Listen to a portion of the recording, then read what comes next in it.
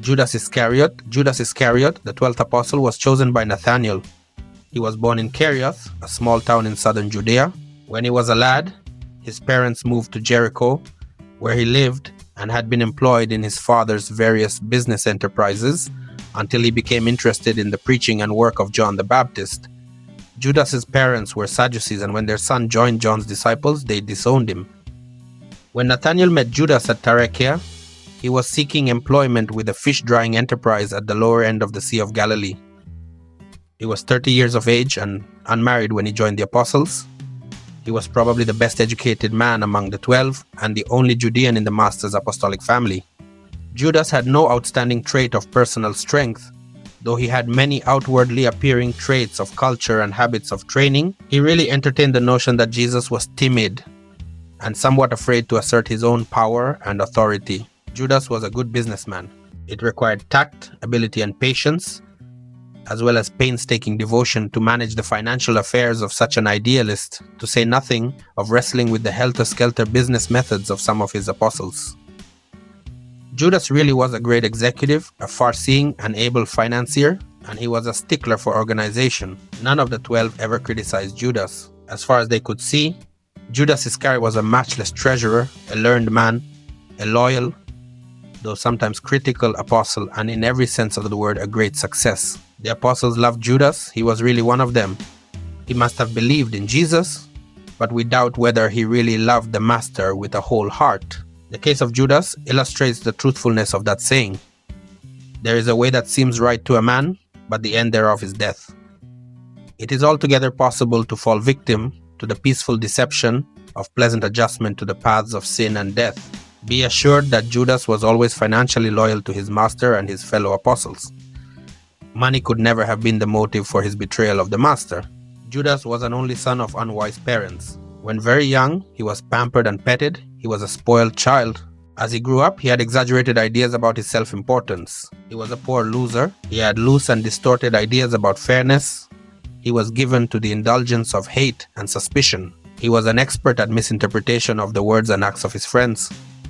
All through his life, Judas had cultivated the habit of getting even with those whom he fancied had mistreated him. His sense of values and loyalties was defective. To Jesus, Judas was a faith adventure. From the beginning, the Master fully understood the weakness of this apostle and well knew the dangers of admitting him to fellowship.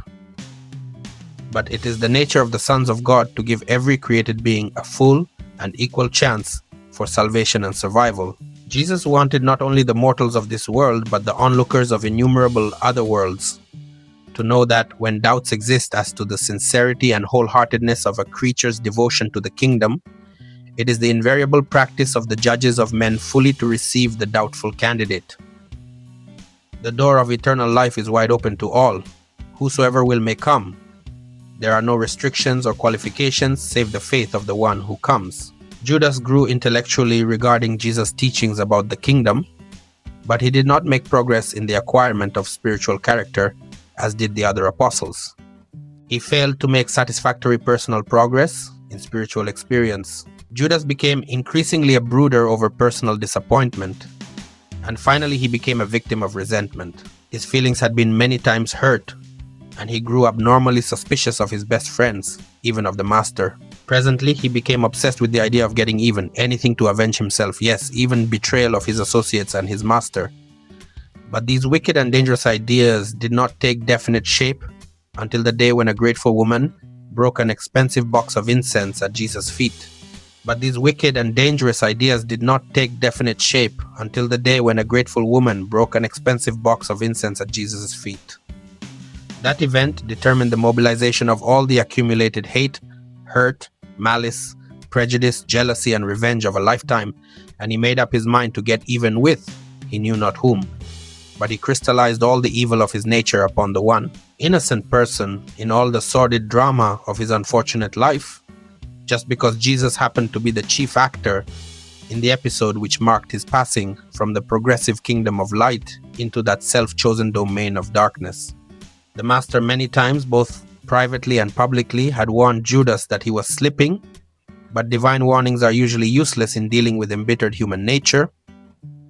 Jesus did everything possible, consistent with man's moral freedom, to prevent Judas's choosing to go the wrong way. The great test finally came. The sun of resentment failed. He yielded to the sour and sordid dictates of a proud and vengeful mind of exaggerated self-importance, and swiftly plunged on down into confusion, despair, and depravity. Judas then entered into the base and shameful intrigue to betray his Lord and Master, and quickly carried the nefarious scheme into effect. During the outworking of his anger-conceived plans of traitorous betrayal, he experienced moments of regret and shame, and in these lucid intervals he faint-heartedly conceived, as a defense in his own mind, the idea that Jesus might possibly exert his power and deliver himself at the last moment. When the sordid and sinful business was all over, this renegade mortal, who thought lightly of selling his friend for 30 pieces of silver to satisfy his long-nursed craving for revenge, rushed out and committed the final act in the drama of fleeing from the realities of mortal existence: suicide. The 11 apostles were horrified, stunned. Jesus regarded the betrayer only with pity. The worlds have found it difficult to forgive Judas, and his name has become eschewed throughout a far-flung universe.